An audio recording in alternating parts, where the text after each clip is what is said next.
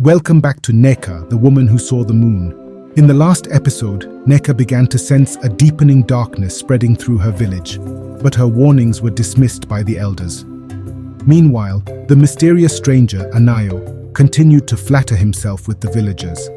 In this episode, the unveiling of darkness, the shadows grow bolder, and Nneka is forced to face them head-on. Nneka tossed and turned in her sleep, her dreams haunted by visions of shadows creeping through the village. In her dreams, she stood alone in the marketplace, surrounded by people who couldn't see the growing darkness. A voice whispered to her, low and menacing, "Your time is near, Nneka." She saw a faceless figure standing in the distance, cloaked in black, with the moon hanging ominously behind him. As she tried to run, the ground beneath her feet turned to quicksand, pulling her down. She screamed, but no sound escaped her lips. Then, just as the shadows closed in around her, she awoke with a gasp. The bird that flies off the ground says, "There is danger below." Nneka whispered to herself, knowing her nightmare was more than just a dream. The following morning, the sky over Umudike was heavy with clouds. The air was thick and humid, and an unsettling stillness gripped the village. As Nneka went about her chores, her eyes were drawn to the horizon. A single bird flew overhead, its wings trembling against the weight of the sky. "When the bird flies alone, it carries a message," her mother Uzo said quietly, standing beside her. The women of the village exchanged glances, their hands still as they washed clothes by the river. Nneka couldn't shake the feeling that something was coming. Something far worse than the storm that had struck days earlier. Later that day, Nneka gathered her courage and approached the stranger Anayo, who was busy preparing herbs in the marketplace. "Anayo," Nneka called, her voice firm, "I know you have seen the shadows. What are you hiding?" Anayo paused, his eyes narrowing slightly before he turned to face her. "Little one, you see much for one so young," he said in a low voice, his tone unreadable. "A child who is not afraid of the night has never seen the darkness," Nneka replied, repeating the proverb her mother had taught her. Anayo's smile was unsettling, and for a moment Nneka felt the weight of his gaze pierce through her. But she did not back down. "You know more than you let on," she said, her voice trembling slightly, but determined.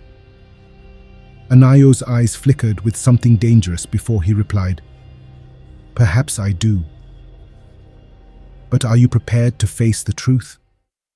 That night, the elders gathered once again beneath the great Iroko tree. The air was thick with the scent of burning wood, and the flicker of their torches cast long shadows across the ground. "The shadows are growing," Elder Nwoke said gravely. "Even the children whisper of them." "Nneka spoke to me of the moon's warnings," Elder Okiki added. "Perhaps we have been too quick to dismiss her." "But how can a child see what we cannot?" Elder Chidi questioned, his skepticism clear. "When the bat flies during the day, something is wrong," Nwoke responded. "Nneka is not just any child. We must listen to her." As the elders debated, Nneka watched from the shadows, her heart pounding. She knew time was running out, and the village's fate rested on her shoulders. Later that night, unable to sleep, Nneka found herself at the river once again. The moon was high, casting its pale light over the still waters. She knelt by the river's edge, hoping for guidance, but all was silent. Then, as she gazed into the water, the surface rippled and a vision appeared. She saw her village, shrouded in darkness, the crops withered and the people wandering as if lost. And at the center of it all was Anayo, his face shadowed and his hands raised toward the sky. "You must act quickly, Nneka," a voice whispered from the water. "The time of darkness is upon you." But before Nneka could respond, the vision faded, leaving her trembling by the river's edge. The next morning, the villagers awoke to a terrifying sight. The river, once clear and life-giving, had turned black overnight. The crops had begun to rot, and the animals were restless, their eyes wide with fear. Panic spread like wildfire, and the villagers gathered at the riverbank staring in horror.